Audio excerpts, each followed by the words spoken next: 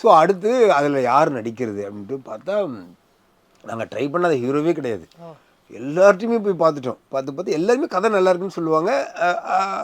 Some point அது நகராது. அப்போ வந்து டாப்ல இருந்த ஹீரோஸ்னா Vijay, Vikram sir, Vijay sir, Prabhudeva sir, you name any one. அந்த டைமில் இருந்த எல்லாருமே, சூர்யா சார், எல்லாருக்குமே நாங்கள் அந்த கதை ட்ரை பண்ணிவிட்டு அப்புறம் அட் ஒன் பாயிண்ட் இல்லை வேண்டான்னு சொல்கிறதுக்கு வந்துன்ட்டு இல்லை, பர்டிகுலராக அப்படி இல்லை. ஒவ்வொரு விஷயம் இருக்குல்ல, சேரன் சார் மேலே ஒரு சின்ன பயம் கூட எல்லாருக்குமே இருந்துச்சு.